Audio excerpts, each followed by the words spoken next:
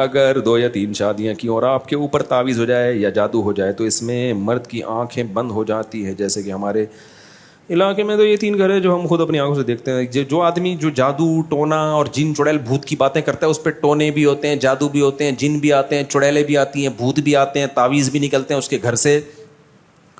جو یہ کر رہا ہے نا اس کو ایک اپنی ذمہ داری پہ رکھ کے چماٹ لگا دو, بولے انسان کا بچہ بن, دفعہ ہو یہاں سے.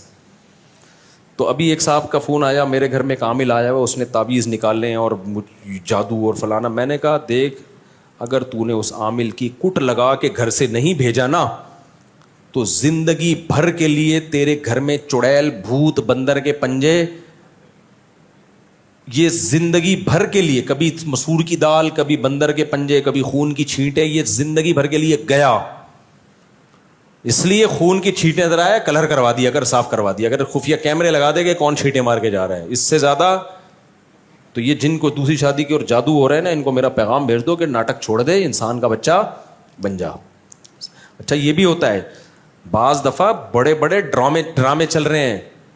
آپ اب دیکھو کس سے پھر سنا یاد آتے ہیں نا, یہ نا کچھ لوگ اپنے اوپر گھننے بنے ہوئے ہوتے ہیں. دوسری شادی کر کے اب پہلی بیوی کے سامنے ایسا بنے گا جیسے جادو ہوا ہے مجھ پہ, جن نے کرائی ہے میری دوسری شادی.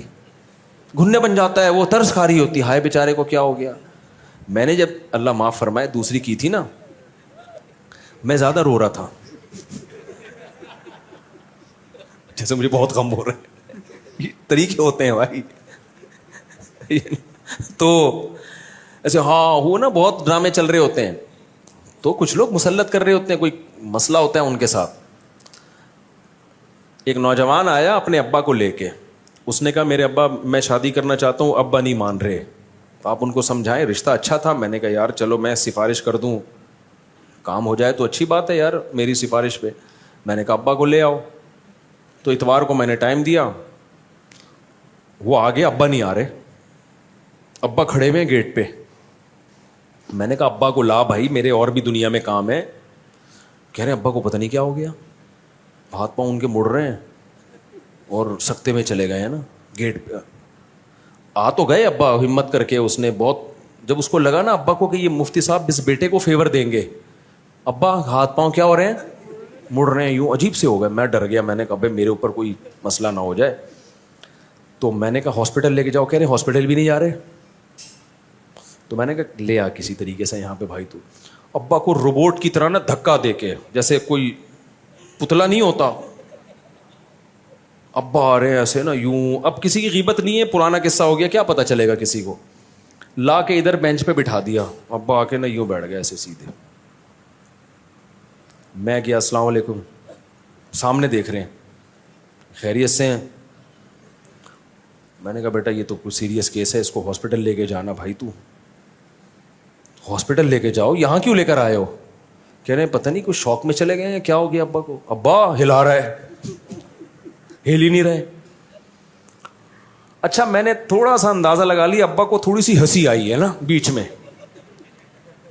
میں نے اندازہ لگا لیا, میں نے کہا یہ ناٹک چل رہا ہے. اب آپ کو پتا ہے جب ابا کو ہنسی آئے گی تو مجھے ڈبل آئے گی کہ نہیں آئے گی. میں احترام میں ہنسی بھی روک رہا ہوں.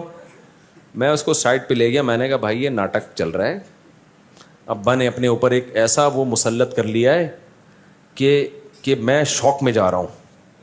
میں نے کہا بھائی ان کو لے جا, یہ نہیں سمجھیں گے, یہ سمجھنے والے نہیں ہیں.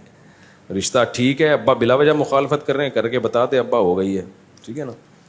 پھر سچی مچی کا ہوگا جو بھی ہوگا. ابھی ناٹک چل رہا ہے, ابھی کیا چل رہا ہے فل, کیونکہ اتنی دیر تک کوئی آدمی اس کنڈیشن میں ہو تو گر چکا ہوتا اب تک. وہ اتنی دیر تک تھوڑی اس کنڈیشن میں. میں نے کہا بھائی لے جائے.